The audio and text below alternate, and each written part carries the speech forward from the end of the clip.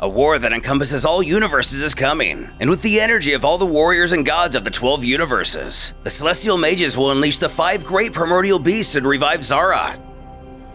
It clicks with Goku that this is why they were warned about the attack. They want them to become more powerful to collect more energy in this way. Noting the complicated situation, Les mentions, if we and the mortals become stronger, we're still playing into their plan. On the other hand, if we don't get stronger, we have less of a chance of resisting. No matter what they do, the bad guys win. An infuriating situation to all the destroyers. Liquor barks that they're going to teach these guys not to mess with the gods of destruction. Now that they know what the mages want to do, it's time to know what they themselves are going to do. Is there no way to attack these guys first? Unfortunately, no, Paikon admits. Lauder, the great sealing mage, possesses a type of sealing magic capable of completely concealing what is under the effect of that magic. They are certainly in some kind of hideout that's being hidden by this, so they can't be found. The only thing we can do is wait for their action and take as many precautions as possible. My suggestion is that all you gods, prepare yourselves and your mortals for the great battle that is to come. We, the Celestial Guardians, will also take important measures to both learn more about the mages' plans and to thwart them. Turning to the Omni Kings. By the way, Great Zeno, I would like to make a few requests to you. To begin with, I'd like to take possession of the remaining power of Majin Buu that was taken from the cocoon. This power is split into 2 creatures living in Universe 7. However, Beerus takes this as an insult. What? Why now? Don't you already have most of Majin Buu's power, as well as the other creature who is with Frieza? When you were in Universe 7, you completely ignored the fat one and that kid, and I had to save them. Why do you care about them now? Paikon explains the reason he didn't go after them is simple, since they represent a very small portion of Majin Buu's power. Obviously, the Guardian's priority should be the cocoon that contained almost all of the creature's power. Furthermore, the power those 2 represent is so small they're practically irrelevant to the liberation of Zarat. But if they're so irrelevant to all this, the cat argues, why do you want them? And why do the mages want them? Because small or not, the fact is they are a part of Zarat and contain his essence. I believe that we can conduct some studies on them and discover something relevant about Zarat, and I think the mages share the same thought. The Celestial Guardians have desired this for a long time, but making any alterations or experiments on the cocoons is strictly forbidden. And even after this part of Majin Buu's power was released in Universe 7. We couldn't do anything because it was in possession of a mortal, and it was also a very small portion of power, not necessitating to our intervention. But now, facing this particular situation, an opportunity arises, as well as a necessity to do so. But he thinks Beerus is just going to trust him when Zeno interrupts him. Okay, you can take him with you. To the great bewilderment of the Destroyer. Zeno's explained that Mr. Paikon knows what he's doing, so it's better this way. After that last outburst, Beerus doesn't want to press his luck and goes along with the decision. Paikon thanks him and now has one final request.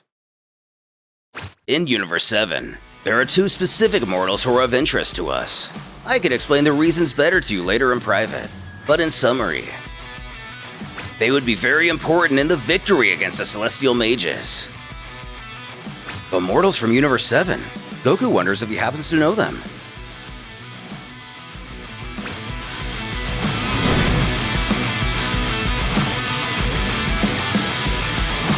Let's begin, Gohan!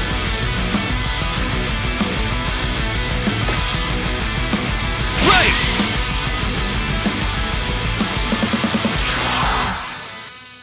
After the reveal, Gohan and Piccolo are getting into the mix. And after the meeting, the gods of Universe 6 return home.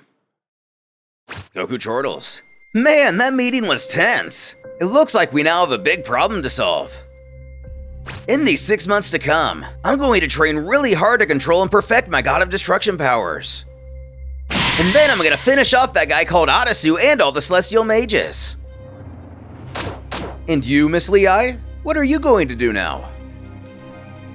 Not quite as upbeat. The Kaioshin explains that after all the chaos and destruction that Goku and that scoundrel caused in the universe, she has a lot to do. I think I'll start with Earth because the way you left that planet's ecosystem. I think the Earthlings may not survive long. Reminder, this is Universe 6's Earth. Deflating our hero just a tad. Yeah, that's probably true he did that. After I lost control, I ended up destroying many things and taking countless lives. However, she scolds him not to be like that. From what little she understands, it wasn't him at that moment, so there's no reason to blame himself. As the energy of destruction in this story works essentially like its own life form and takes control of its host if not properly controlled. Goku thanks her for the comfort, but even though he wasn't the one who did those things, it could have been avoided had he better controlled his own power, so he can't pretend he's not to blame either. In response, Leah figures in that case, she wishes him good luck then. Vanishing to go perform her divine duties. Goku turns to his left. Miss Vados, let's start training right now. I'll only stop when I have that beast under control. Just what the angel wanted to hear. A few days later on Belmont's Universe 11.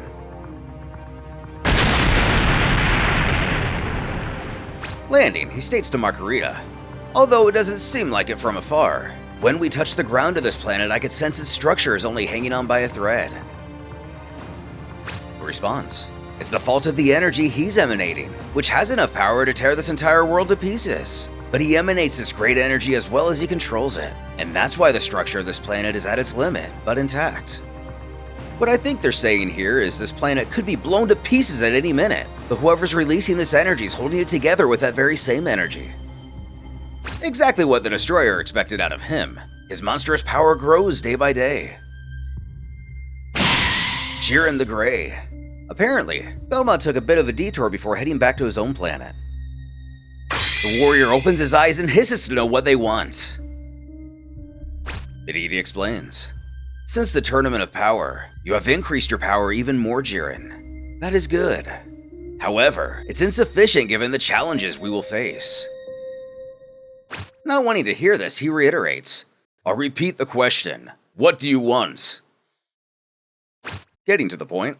For all these years, you denied our training and managed to evolve thanks to your own talent, pride, and determination. But that alone will not be enough to deal with what we are going to face.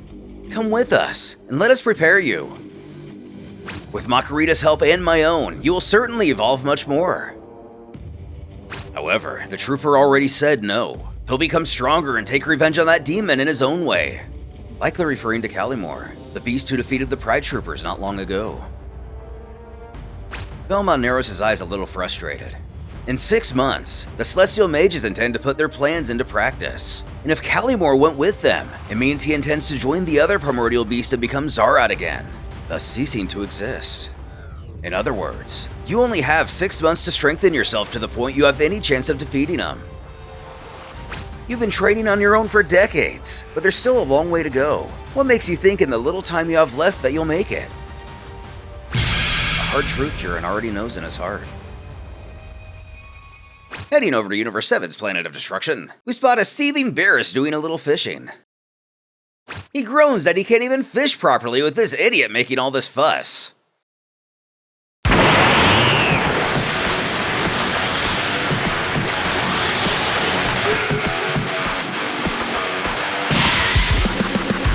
Hakai!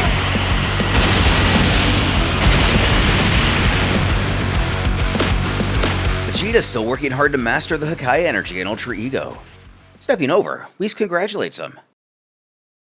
His control over the Hakai and this transformation is improving. But he disagrees. This improvement is insignificant. If I want to surpass Kakarot and be on par with these Celestial Mages, I need much more than this. Ordinary training is not enough. I need to push my body to its extreme limits. Tell me, is there any other anti-life dimension other than the one I destroyed, Whis? Unfortunately, no. That dimension is unique in the universe. In fact, he did some harm to the balance of the universe by destroying it. Right now, the Kaioshin must be working hard to restore it. Looks like Vegeta's got Shin working overtime just like Goku does Lei. And restoring it will take some time. Vegeta thinks in that case. He'll need to find another way to challenge his limits. But who besides Kakarot could push him to evolve? When he thinks of someone. Looking at Whis, the intro grows a slightly distressed look in his face. With Vegeta continuing to push himself to reach the levels of Son Goku, will Whis make for the perfect training partner to make that happen? Furthermore, just how much further behind is he just given the sheer fact he is immortal?